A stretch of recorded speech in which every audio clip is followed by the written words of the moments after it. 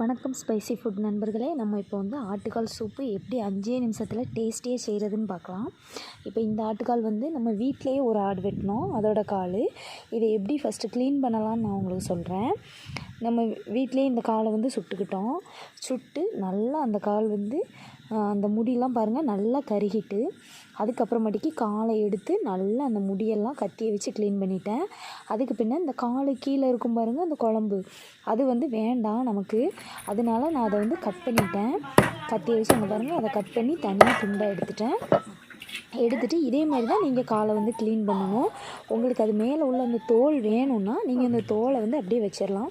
என் பொண்ணுக்கு வந்து அது பிடிக்காது, அதனால் நான் ஃபுல்லாக சுத்தமாக அதை வந்து க்ளீன் பண்ணி எடுத்துட்டேன். இங்கே பாருங்கள், க்ளீன் பண்ணி எடுத்ததுக்கப்புறம் அது வந்து இப்படி தான் இருக்கும். இப்போ அது வந்து நம்ம சுத்தமாக கழுவிடலாம். அங்கே பாருங்கள் நல்லா மஞ்சள் பொடியெலாம் போட்டு நீட்டாக நான் கழுவி எடுத்துக்கிட்டேன். இப்போது நம்ம வந்து சூப் செய்கிறதுக்கு என்ன தேவைன்னா, இப்போ பாருங்கள் ஒரு 15 சின்ன வெங்காயம் மிக்ஸி கப்பில் எடுத்து இதை ஒரே ஒரு திருகு பாருங்கள், ஒரே ஒரு திருகு மட்டும் போதும். லைட்டாக இதே மாதிரி நல்லா சொரப்பாக அரைச்சி வச்சுக்கிறணும். அதுக்கப்புறம் அதே மிக்ஸி கப்பில் 1 ஸ்பூன் சின்ன சீரகம், 1 ஸ்பூன் மிளகு, 1 ஸ்பூன் மல்லி, இது 3ஐயும் எடுத்துக்கிட்டு இது 3ஐயும் அதே மாதிரி உங்களுக்கு எந்த அளவுக்கு உங்கள் ஜாரில் பொடியாக வருமோ அந்தளவுக்கு நீங்கள் பொடியாக திரிக்கோங்க. எனக்கு இவ்வளோ தான் வந்தது, இதே ஓகே தான் சரிங்களா. இப்போ இதுக்கு என்னென்ன தேவைன்னு பார்த்தீங்கன்னா, இஞ்சி பூண்டு பேஸ்ட்டு, ஒரு பச்சை மிளகாய், ஒரு தக்காளி, கொஞ்சம் மல்லி இலை, கொஞ்சம் கருவேப்பிலை, அப்புறம் நம்ம அந்த வெங்காயம் வச்சுருந்தோம்ல அது. இப்போது குக்கரை வச்சுட்டு குக்கர் சூடான உடனே அதில் எண்ணெய் ஊற்றிட்டு நம்ம அந்த அரைச்சி வச்ச அந்த சின்ன வெங்காயத்தை போட்டு இப்போ இதை வந்து நல்லா வதக்குறோம். இது வதங்கினதுக்கப்புறமாட்டிக்கு அந்த ஒரு பச்சை மிளகாயும் போட்டாச்சு. பச்சை மிளகாய் போட்டுட்டு பச்சை மிளகாய் வதங்கினோடனே இஞ்சி பூண்டு பேஸ்ட்டு போட்டுட்டு இதை வந்து இப்போ நல்லா மிக்ஸ் பண்ணிட்டோம்.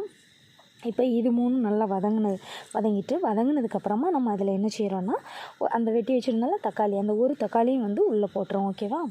இப்போ தக்காளியை உள்ளே போடுறோம். ஒரு தக்காளி கீழே விழுந்துட்டு அதை விட்டாச்சு. இப்போது இதை உள்ளே போட்டு இப்போ இதையும் நல்லா மிக்ஸ் பண்ணிடுங்க. இப்போது இதெல்லாம் பண்ணும்போது நீங்கள் வந்து கொஞ்சம் சிம்மில் வச்சுக்கோங்க. அப்படின்னா தான் உங்களுக்கு வந்து அது தீஞ்சு போகாமல் கொஞ்சம் நல்லா வதங்கி வரும். இப்போ பாருங்கள் தக்காளியும் கொஞ்சம் நல்லா வதங்குது. இப்படி தக்காளி வதங்கிட்டா இப்போது இதில் நம்ம கருவேப்பிலை போட்டுட்டு அதையும் நல்லா மிக்ஸ் பண்ணி விட்ருங்க. பக்கத்தில் என்னோடய பொண்ணு உட்காந்துருக்கா. இப்போது இதில் வந்து நம்ம க்ளீன் பண்ணி வச்சுருந்த ஆட்டுக்காலை எடுத்து போட்டுட்டு அதையும் நல்லா மிக்ஸ் பண்ணி விட்ருங்க. நல்லா ஆட்டுக்காலை போட்டு நல்லா தக்காளி, வெங்காயம், ஆட்டுக்கால் எல்லாம் நல்லா மிக்ஸ் ஆகிற மாதிரி மிக்ஸ் பண்ணிடுங்க. இப்போ இது 3 நல்லா மிக்ஸ் ஆகிட்டு பாருங்கள், நல்லா மிக்ஸ் ஆகிட்டு இப்போ இதுக்கு தேவையான உப்பு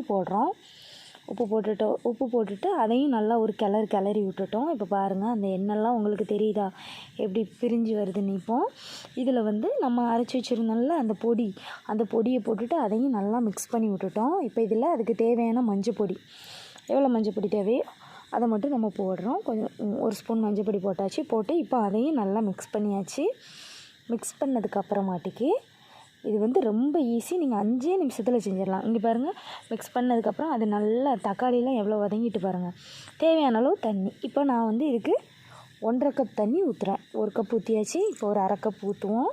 இங்கே பாருங்கள், இந்த 1/2 கப் ஊற்றிட்டேன். இப்போ 1.5 கப் அளவு தண்ணி எனக்கு போதும்.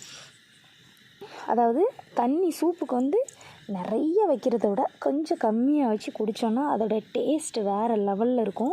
இங்கே பாருங்கள், இப்போ இதோட தேவையான அளவு கொஞ்சம் மல்லி இலை போட்டுட்டேன். 1 கை மல்லி இலை போட்டுட்டு இப்போ இந்த இதில் நீங்கள் உப்பு கரெக்டாக இருக்கான்னு செக் பண்ணிக்கோங்க சரிங்களா. இப்போது குக்கர் மூடி போட்டு விசில் போட்டாச்சு. விசில் வந்து ஒரு 10லேருந்து 15 விசில் வர நீங்கள் விட்டுருங்க சரிங்களா. இப்போ பாருங்கள், எனக்கு 15 விசில் அடித்ததுக்கப்புறம் எடுத்து பார்த்துட்டேன். அந்த சாறில் பாருங்கள் எவ்வளோ அழகாக, அங்கே பாருங்கள் புகை எப்படி வருதுன்னு கொதிச்சிட்ருக்கு சூப்பு. அவ்வளோ ஒரு டேஸ்டியாக இருக்கும். நமக்கு போதுமான அளவு தண்ணி, சூப்பராக இருக்கும். உங்கள் ஹஸ்பண்டுக்கு வச்சு கொடுங்க, செம்ம டேஸ்ட்டாக இருக்கும். டேஸ்ட் அட்டகாசமாக இருக்கும். இங்கே பாருங்கள், சூப்பராக இருக்குது. ஓகேங்களா.